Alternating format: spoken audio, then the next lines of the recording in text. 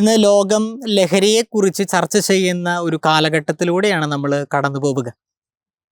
കുട്ടികൾ മൊബൈൽ ലഹരിയിൽ നിന്ന് രാസലഹരിയിലേക്ക് കടന്നിരിക്കുന്നു. മാതാപിതാക്കൾ മക്കളെ സന്തോഷിപ്പിക്കുക എന്നുള്ള ആ ലഹരിയിലേക്ക് അവരെ ഇന്ന് പിന്മാറപ്പെട്ടു. കുട്ടികളെ തിരുത്തുന്ന അധ്യാപകരെ മറ്റുള്ളവരൊക്കെ ഒരു നിസ്സംഗതയുടെ ഭയത്തിൻ്റെ ലഹരിയിലേക്ക് തങ്ങളുടെ ചുവടുകളെ അവരെ പിന്നിലോട്ട് വെച്ചിരിക്കുകയാണ്. ഈ കാലഘട്ടത്തിൽ ഈശോ പറയുന്നതും ഇതുപോലുള്ള ഒരു കാര്യം തന്നെയാണ്.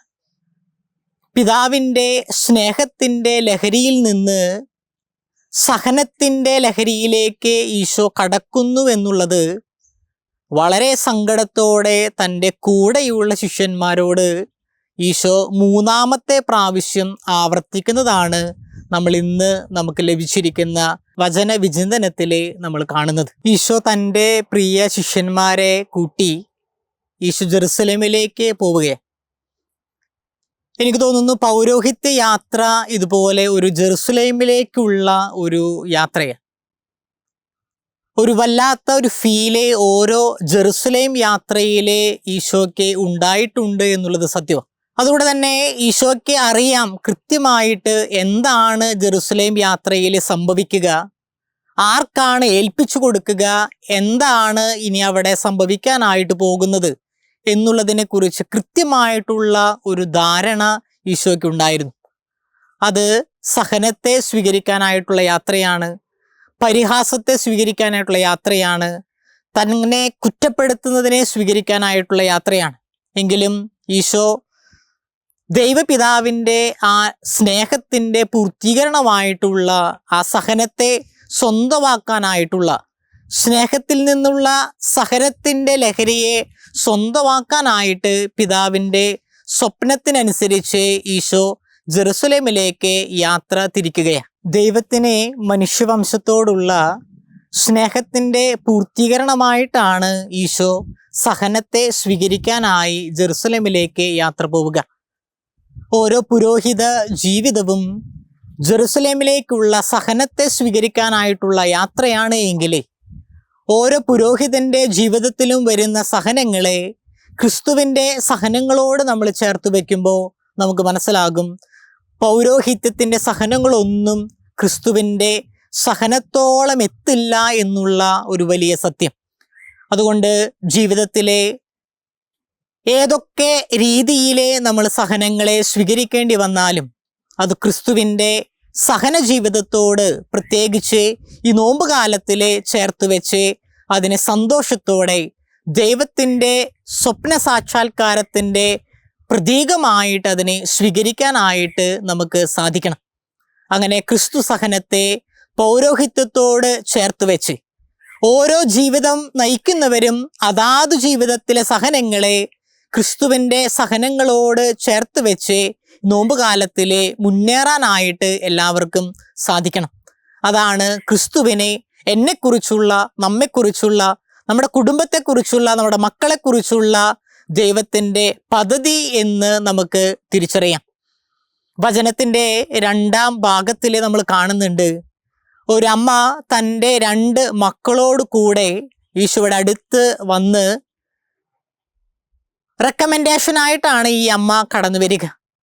തൻ്റെ മക്കൾക്ക് വലതും ഇടതും സ്ഥാനങ്ങൾ സ്വന്തമാകാനായിട്ട് ഈശോയോട് അപേക്ഷിക്കുക. ഈശോ പറയുന്നുണ്ട്, ഇത് നിനക്ക് സാധിക്കുമോ? എന്നിട്ട് ഈശോ തന്നെ പറയുന്നുണ്ട്, നിനക്കിത് സാധിക്കും. പക്ഷേ അതിൻ്റെ കൂടെ ഈശോ പറയുന്നുണ്ട്, എനിക്ക് ചെയ്യാനായിട്ട് പറ്റുന്ന കാര്യങ്ങളിലെ ഒത്തിരി പരിമിതികളുണ്ട്. ചില കാര്യങ്ങളൊക്കെ അത് എന്നെ കൊണ്ട് പറ്റില്ല, മറിച്ച് അതെൻ്റെ പിതാവിനെ മാത്രമാണ് ഇത് ചെയ്യാനായിട്ട് സാധിക്കുക. ചുറ്റും നടക്കുന്ന ഒത്തിരി നന്മകൾ നമ്മുടെ ഇന്നത്തെ കാലഘട്ടങ്ങളിൽ നമ്മൾ കാണുന്നുണ്ട്. വചനത്തിലും കാണുന്നുണ്ട്. ഇങ്ങനെ ഒരു റെക്കമെൻഡേഷൻ ആയിട്ട് ഈ അമ്മ തൻ്റെ മക്കളോടൊപ്പം ഈശോയെ സമീപിക്കുമ്പോൾ ചില നന്മകളാണ് എങ്കിൽ കൂടെ അതിലെ അസൂയയോടെ നോക്കുന്ന ചില മനോഭാവങ്ങൾ, ചില ആധിപത്യങ്ങളായിരിക്കാം, ചില അധികാരങ്ങളായിരിക്കാം, പലപ്പോഴൊക്കെ നന്മകളെ അസൂയയോടെ നോക്കുന്ന ഒരു കാലഘട്ടത്തിലേക്ക് ഇന്നത്തെ സമൂഹത്തെ എത്തിച്ചിരിക്കുകയാണ്. വളരെ സ്നേഹത്തോടുകൂടെ ഈശോ അവരോട് ഓർമ്മിപ്പിക്കുന്നുണ്ട് വചനത്തിൻ്റെ അവസാനത്തിലെ, നിങ്ങളിലെ അങ്ങനെയൊന്നും പാടില്ല. നിങ്ങൾ ഒന്നാമനാകാൻ ആഗ്രഹിക്കുന്നുണ്ട് എങ്കിലേ നിങ്ങൾ ശുശ്രൂഷകനായിട്ട് മാറണം. നിങ്ങൾ ശുശ്രൂഷിക്കപ്പെടാനായിട്ടല്ല, മറിച്ച് നിങ്ങൾ ശുശ്രൂഷിക്കുന്നവരായിട്ട് നിങ്ങൾ മാറണം. അങ്ങനെയുള്ള മനോഭാവങ്ങൾ സ്വന്തമാക്കാനായിട്ടുള്ള വളരെ സ്നേഹത്തോടു കൂടെയുള്ള ഒരു ഉപദേശത്തോടു കൂടെയാണ് ഈ വചനഭാഗം അവസാനിക്കുക.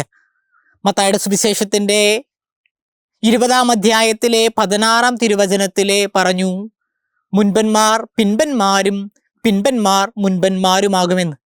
എന്നിട്ട് 20-ാം അധ്യായത്തിൻ്റെ അതിൻ്റെ അവസാന ഭാഗങ്ങളിലെ ഈ അമ്മയോടും മക്കളോടും തൻ്റെ ശിഷ്യരോടും കൂടെ പറയുന്നുണ്ട്, ഈ മുൻപന്മാർ പിൻപന്മാരാകുന്നത് പോലെ, പിൻപന്മാർ മുൻപന്മാരാകുന്നത് പോലെ നിങ്ങൾ ഒന്നാമനാകാനായിട്ട് നിങ്ങൾ ശുശ്രൂഷകരായിട്ട് മാറണം എന്നുള്ള ഈശോയുടെ വലിയ ഒരു ഓർമ്മപ്പെടുത്തൽ. നമുക്കും അതിനുവേണ്ടി നമുക്ക് ആഗ്രഹിക്കാം, അതിനുവേണ്ടി നമുക്ക് പരിശ്രമിക്കാം.